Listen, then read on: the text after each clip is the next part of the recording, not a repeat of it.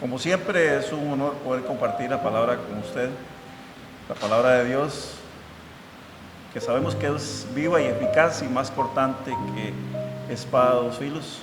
Por eso en este día, en esta mañana, yo le doy gracias infinitas a nuestro Creador porque nos permite nuevamente estar aquí reunidos, compartiendo, disfrutando este momento en el cual podemos decir que la misericordia del Señor hasta este momento nos ha permitido venir aquí a compartir con ustedes la palabra de Dios. Hoy quiero compartir un pasaje que está en el libro de Jueces capítulo 2, versos del 6 al 10. Es parte del texto que se titula Muerte de Josué. Y dice la palabra del Señor así: Después que Josué despidió al pueblo, los israelitas fueron cada uno a su heredad para tomar posesión de la tierra.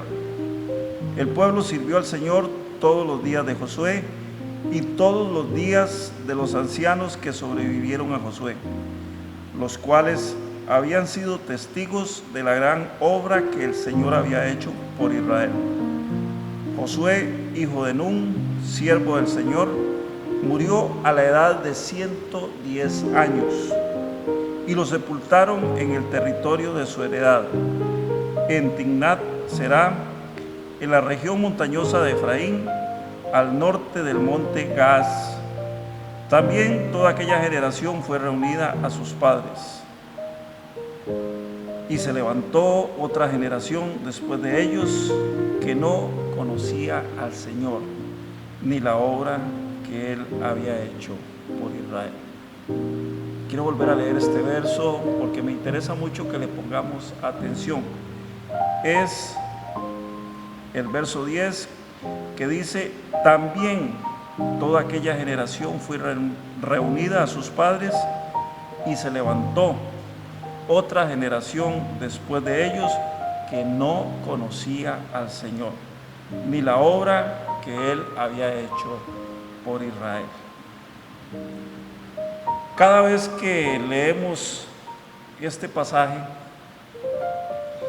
nos remontamos a la historia del pueblo de Israel, cuando en sus inicios el patriarca Jacob y sus hijos tuvieron que recurrir a la protección y la seguridad alimentaria que en ese momento les proporcionó Faraón en Egipto, a raíz de la hambruna que existía en la tierra. Esto es parte de una historia que todos conocemos, que la podemos encontrar al final del libro de Génesis. Recordamos también cómo en ese tiempo José, hijo de Jacob, gobernaba por gracia de Dios el pueblo de Egipto, por infinita gracia de Dios. Así que Jacob y sus hijos llegaron a Egipto, fueron bien recibidos porque ahí se encontraba José. Ya José vivía en Egipto desde hacía bastante tiempo. También conocemos la historia de José, cómo él fue vendido por sus hermanos y llevado como esclavo a Egipto, donde pasó diferentes circunstancias hasta que finalmente llegó a convertirse en el gobernador, el segundo a bordo en todo el imperio. Únicamente estaba por encima de él el faraón. Jacob y sus hijos, como dijimos, habían llegado a Egipto, fueron bien recibidos, pero como nada es eterno, como todo pasa, decía un amigo mío, todo pasa, lo bonito y lo feo. En algún momento determinado de nuestra vida las cosas van a pasar y vienen tiempos de cambio. Llegaron tiempos de cambio y pasó toda aquella generación. O sea, murió José, murieron sus hermanos, por supuesto ya había muerto el patriarca Jacob, y se levanta un nuevo rey, un nuevo faraón en Egipto, que no conocía a José, ni conocía la historia de José, ni le interesaba tampoco conocer la historia de José, y comienza a gobernar un nuevo faraón. Eso lo encontramos en el libro de Éxodo, capítulo 1, del verso 1 al 8. ¿Y qué sucedió a partir de ese momento, de ese tiempo de cambio? Que el pueblo de Israel fue oprimido por el faraón. Pasó de ser un pueblo amigo, un pueblo que vivía cerca, muy cerca del reino, a convertirse en un pueblo que era esclavo. Entraron en un periodo de esclavitud. Y de esta manera, los israelitas viven en esclavitud durante 430 años. Esto lo encontramos en el libro de Éxodo capítulo 12, versos 40 y 41. Pero hubo un periodo en donde Dios levanta un libertador. Ese libertador se llama Moisés. Y los israelitas salen de Egipto al mando de Moisés y vagan por el desierto, deambulan, caminan por el desierto durante 40 años, hasta que finalmente, habiendo pasado ese periodo, una gran prueba y una gran lección de parte de Dios, de la cual no vamos a hablar en este día, guiados por Josué, Dios les permite entrar a la tierra prometida. Y después de esta breve reseña, una breve reseña histórica que acabamos de hacer, nos encontramos o nos ubicamos nuevamente en el pasaje que recién iniciamos leyendo con respecto a Josué. ¿Quién era Josué? Josué era el sucesor de Moisés. Josué muere a la edad de 110 años y este hombre valeroso, este guerrero insigne, había dejado un legado muy importante para su pueblo. Un legado de conquistas, un legado de distribución de tierra para su pueblo, un legado de esfuerzo, de valentía, un legado de punto honor para el pueblo de Israel. Pero en este periodo en que gobierna Josué hay algo que yo quiero resaltar, y es la advertencia que el mismo Josué hace a su pueblo.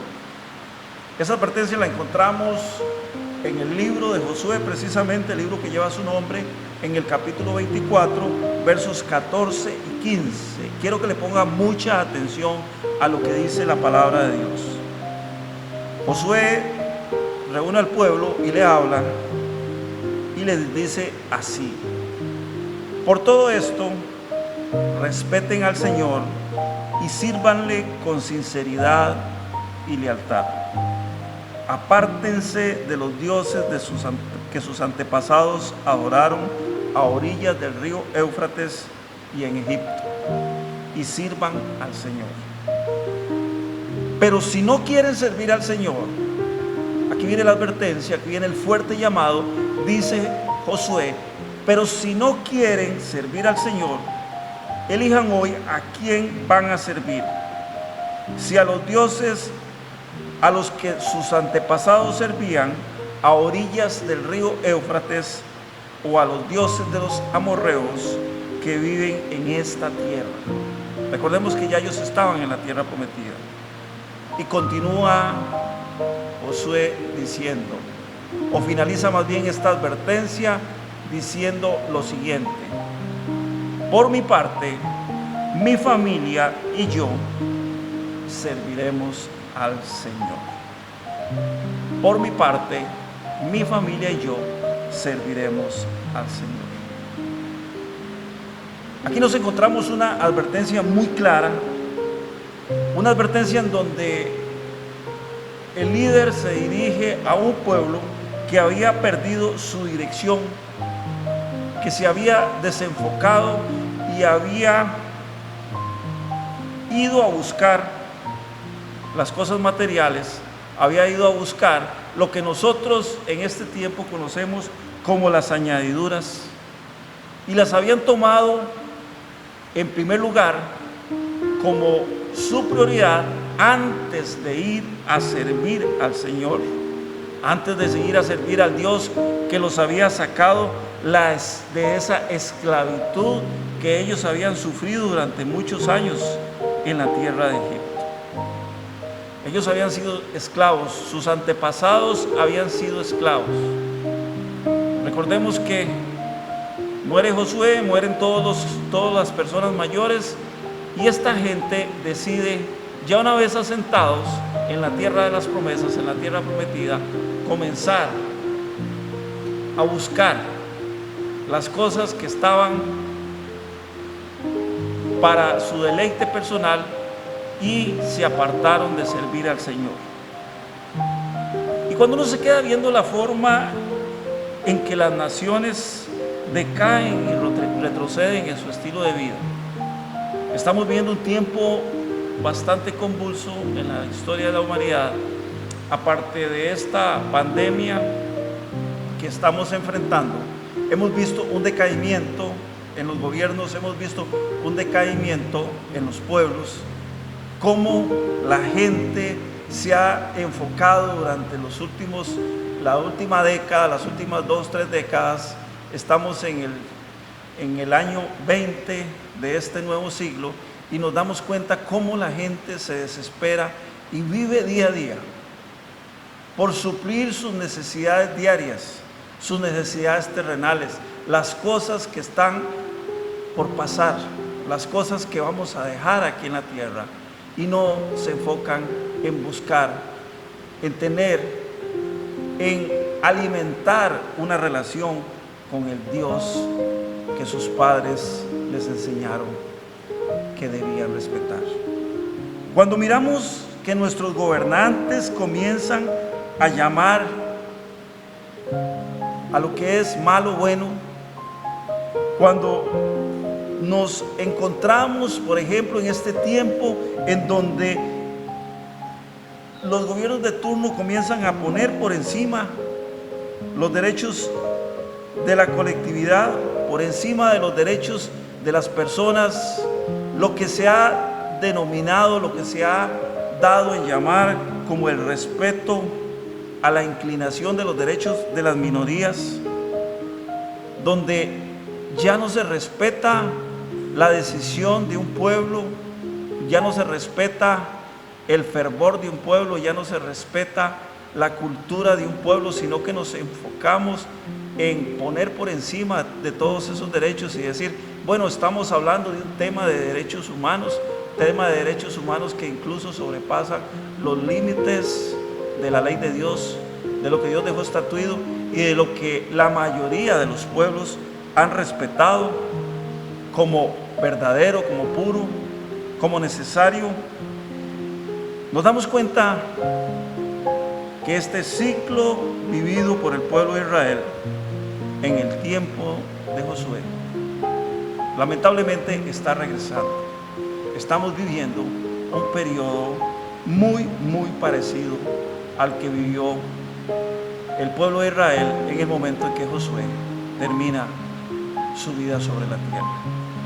Dice la Biblia que cuando Josué muere y su generación, o sea, todos los contemporáneos de Josué, los cuales adoraban, estos eran personas que adoraban, que respetaban al Dios de Israel, al Dios que se había revelado a sus padres, al Dios de Abraham, al Dios de Isaac, al Dios de Jacob. Viene y se levanta una nueva generación que comienza a hacer lo malo. ¿Y por qué es que comienzan a hacer lo malo? Porque no conocen a Dios. Porque el Dios verdadero, el Dios que podemos encontrar en la Biblia, es usado como pretexto la mayoría de las veces para hacer cosas que van en contra de lo que Dios manda, de lo que Dios estatuye, de lo que es la voluntad del Señor. Dice el verso 10, también toda aquella generación fue reunida a sus padres. O sea, los que conocían la palabra de Dios, los que conocían los mandamientos de Dios, había sido reunido, o sea, se había muerto, ya había entregado su vida. Y viene lo más duro, lo más catastrófico para ese pueblo, porque dice, y se levantó otra generación después de ellos que no conocía al Señor. Una generación que no conocía al Señor ni la obra que Él había hecho por Israel. En la calle encontramos gente hablando, muchas veces invocando el nombre de Dios sin conocer a Dios. Y esto es lo que estamos viviendo también en este tiempo. Pensar o creer que Dios permite, que Dios tolera, que Dios pasa por alto, que Dios permite, es parte del desconocimiento de Dios y del desconocimiento de la palabra de Dios, que es lo que estamos viviendo en nuestros tiempos. Y tal vez un día como hoy nosotros nos preguntemos,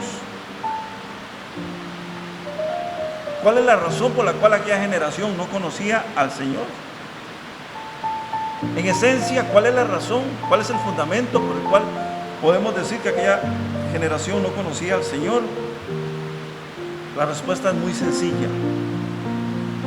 Ellos se apartaron del consejo que les proporcionaba la palabra de Dios. Y cuando un pueblo, cuando una nación, incluso cuando una familia o una persona se aparta del consejo de Dios, es cuando nosotros dejamos de estudiar la palabra de Dios y seguimos nuestras propias opiniones. Yo puedo decir que Dios es bueno, que Dios es maravilloso, pero si no conozco su palabra, no puedo saber hasta dónde llegan los límites. La palabra del Señor dice que Dios es bueno, que Dios nos ama, pero también dice que Dios es fuego consumidor, que Dios no tiene por inocente al culpable. Entonces, esta aparente controversia, si yo no la sé, si yo no entiendo, si no conozco la palabra de Dios, no la voy a poder distinguir. El salmista muy atinadamente nos dice en el Salmo 119, versos del 11 al 14, algo que es muy enriquecedor, algo que nos puede a nosotros ilustrar con respecto a lo que estamos viviendo, con respecto a lo que dice el texto que acabamos de leer, cuando nos habla acerca de que se levantó una generación que no conocía al Señor. Dice el salmista en el Salmo 119, versos 11 al 14, en mi corazón he guardado tus dichos para no pecar contra ti. Le está hablando a Dios. Bendito tú, oh Jehová, enséñame tus estatutos. Con mis labios he contado todos los juicios de tu boca. Me he gozado en el camino de tus testimonios, más que de toda riqueza. Ahora bien, ¿cuáles son los dichos que tenemos que guardar para poder hablar como hablaba el salmista? En mi corazón he guardado tus dichos para no pecar contra ti. ¿Y cuáles son los estatutos del Señor? Fuimos creados no por accidente, fuimos creados no porque a nuestros padres se les ocurrió que se iban a poner a hacer bebés, iban a hacer hijos. Fuimos creados porque Dios tenía un propósito en cada uno de nosotros, y esa es la razón por la cual hoy estamos sobre la tierra. Hoy podemos decir que el Señor nos hizo, y como dice su palabra, fuimos creados por Él a su imagen y semejanza. Fuimos creados por Dios precisamente para hacer su obra aquí en la tierra, para obedecerle y para hacernos merecedores de sus bendiciones. Qué interesante es esto. Mucha gente dice, es que a la tierra nosotros vinimos a sufrir. Bueno, la palabra del Señor dice que en el mundo hallaréis aflicción, pero también si usted lee la palabra, se encuentra las grandes bendiciones, los grandes beneficios que vamos a obtener por nuestra obediencia. Cuando nosotros somos obedientes a Dios, vamos a ser merecedores de sus beneficios. Él nos ha enseñado en su palabra que si nosotros le obedecemos, vamos a ser bendecidos de manera abundante, de gran manera. Incluso habla la Biblia, nos enseña la Biblia en uno de sus libros, el libro del profeta Malaquías, que dice que Él, cuando nosotros le obedecemos, cuando nosotros nos volvemos a Él, Cuando nosotros en términos criollos decimos, cuando nosotros le hacemos caso a Dios y seguimos lo que Él nos manda hacer, dice que Él va a abrir los cielos, las ventanas de los cielos, y va a derramar bendición sobreabundante. ¿Por qué dice que Él abrirá las ventanas de los cielos y derramará bendición sobre nosotros? Porque la bendición de Dios no es una bendición terrenal, no es una bendición que está o que se circunscribe a las cosas, a las circunstancias de la tierra. Es una bendición que viene de lo alto. En el Salmo 121, verso 1, el salmista pregunta: alzaré mis ojos a los montes, ¿de dónde vendrá mi socorro? O sea, él estaba viendo sobre la tierra y dice: yo veo para todo lado, ¿de dónde vendrá mi socorro? Pero de pronto él entiende algo maravilloso. Dice: mi socorro no es de aquí. Dice: mi socorro viene del Señor que hizo los cielos y la tierra. O sea, mi ayuda viene, no es de este lugar, no es de esta tierra, viene de más allá. De igual manera, el Señor nos dice en el libro de Malaquías, dice que Él abrirá las ventanas de los cielos y traerá bendición sobre nosotros que sobreabunde, una bendición sobreabundante. Así que nuestro tránsito por la tierra, para que usted lo entienda, no es solo sufrir, también es disfrutar de los beneficios, de las bendiciones que el Señor nos regala cada día. Y digo nos regala porque nosotros no nos merecemos nada. La palabra del Señor dice que nosotros, estando muertos en delitos y pecados, el Señor mandó a Jesucristo a morir por nosotros para que nosotros tengamos vida, y vida en abundancia. ¿Y cuál es esa vida en abundancia? Es la vida que vamos a tener después del momento en que el Señor nos llame a su presencia. Una vida para siempre, lo que nosotros llamamos eternidad. Una vida que nosotros ni siquiera nos podemos imaginar cómo es, porque nuestra relación con el tiempo es una relación de tiempo cronos que está contada a nuestra manera, está contada en segundos, en minutos, en horas, en días, en años, en siglos, en milenios, etcétera, etcétera. Es la única manera de la cual nosotros podemos entender o podemos medir el tiempo. Pero cuando se nos habla de un concepto que sobrepasa nuestro entendimiento, que es el concepto de la eternidad, nos quedamos varados, porque nadie, por mucho esfuerzo que haga, podrá jamás entender lo que es una eternidad. Lamentablemente hoy está sucediendo lo mismo que ocurrió en los tiempos de Josué. Josué entregó su alma al Creador, y luego que él entrega su alma al Creador, que sus contemporáneos, que la gente de su época, los que habían llegado a la tierra prometida, se habían establecido, habían luchado, habían peleado para poder obtener los beneficios que el Señor les había ofrecido. Se levanta, dice, una generación que no conoce al Dios de sus padres. Y qué doloroso es esto, porque cuando nosotros hablamos de Dios, muchas veces hemos hablado del Dios de nuestros padres, no de nuestro Dios. ¿Por qué? Porque no tenemos una relación personal con ese Dios. Entonces es un Dios que conocemos de oídas, es un Dios con el cual no hemos tenido una intimidad, con el cual no hemos podido desarrollar una relación de padre a hijo. Y es por eso que en este día he titulado este mensaje Mi familia y yo, porque he sentido que el Señor está trayendo un fuerte llamado a su iglesia, a nosotros, a la iglesia de Jesús. Nosotros, los hijos de Dios, debemos volver nuestra mirada en retrospectiva, y revisar cuál es el legado que estamos dejando a nuestros hijos.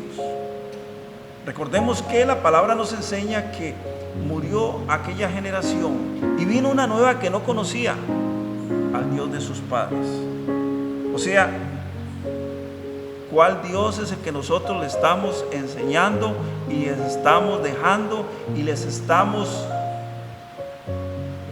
dando a nuestros hijos para que ellos conozcan y respeten. ¿Cómo están nuestros hogares con respecto a la relación con el Señor? ¿Qué lugar ocupa Dios? ¿Qué lugar ocupa Dios en nuestras vidas? Es muy interesante esto, porque cuando el pueblo de Israel llega al monte Sinaí, Dios les da lo que nosotros conocemos como el Decálogo o los 10 mandamientos.